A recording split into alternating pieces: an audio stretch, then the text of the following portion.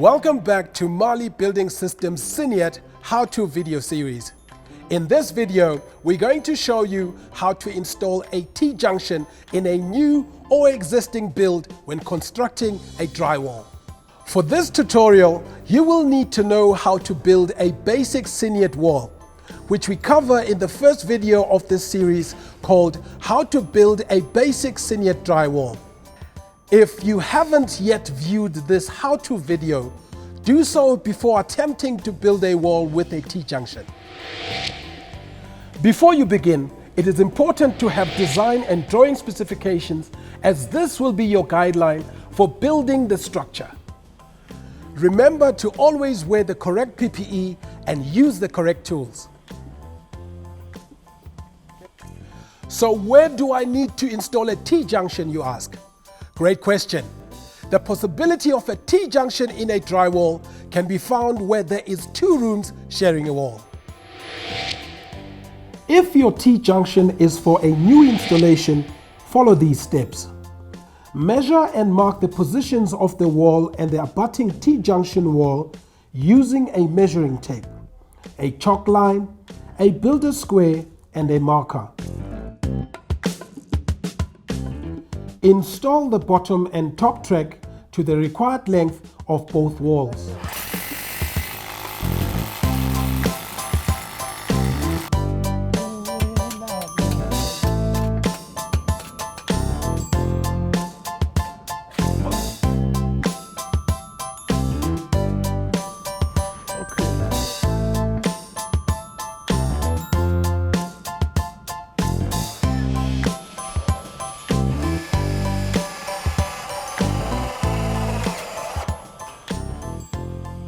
Insert the studs as per the first video of the Siniat how-to series. Now, install a stud for the abutting wall at the position that you measured and marked off.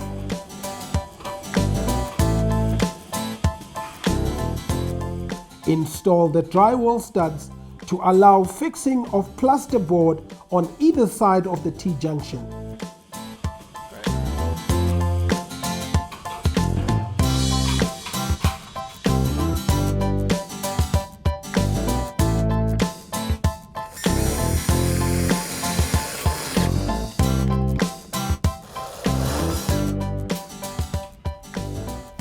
And now you're clad as per normal.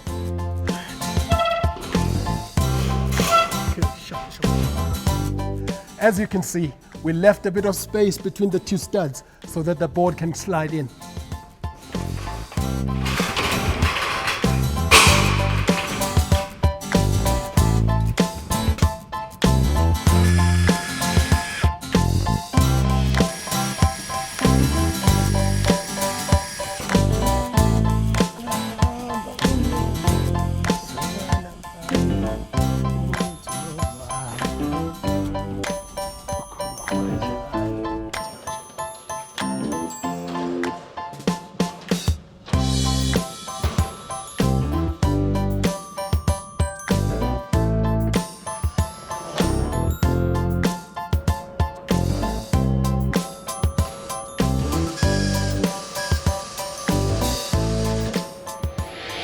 In the case of an existing Siniat drywall, the process is slightly different.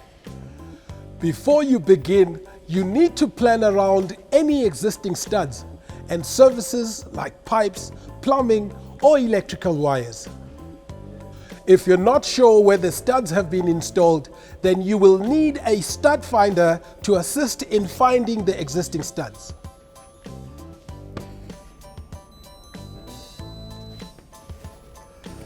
If the T-junction falls on an existing stud, then fix the abutting T-junction wall at the existing stud without cutting the Siniat board. Install the drywall floor and top track and studs to allow the fixing of the plasterboard on either side of the T-junction. Once you have done this, clad as per normal.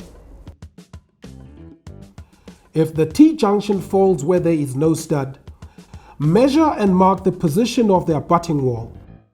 Fix the floor and top track of the abutting wall.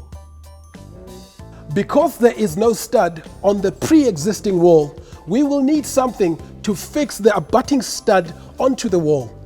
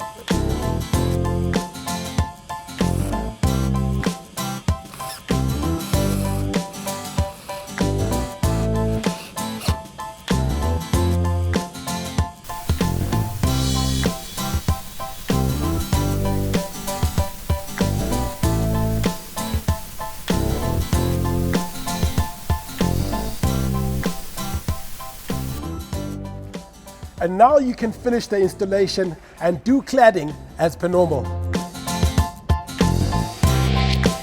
There you go. It is not difficult at all to install a T-junction. All you need to do now is finish your wall. For the corner, you need to use fiber tape to reinforce the joint. And also, you need to plaster one wall at a time, meaning you plaster this wall, let it dry, and then plaster this wall. In this video, we have mainly dealt with installing a T-junction in a Siniat drywall. It is also possible to install a Siniat T-junction in a brick and mortar or other steel frame installation.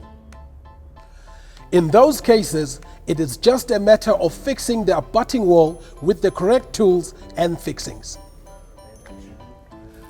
If you need to build a 90-degree corner using the Siniat drywall system, your approach would be the same as the steps I mentioned.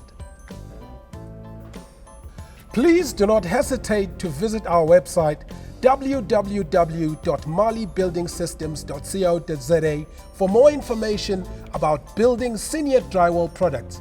Thanks for watching and see you in the next video.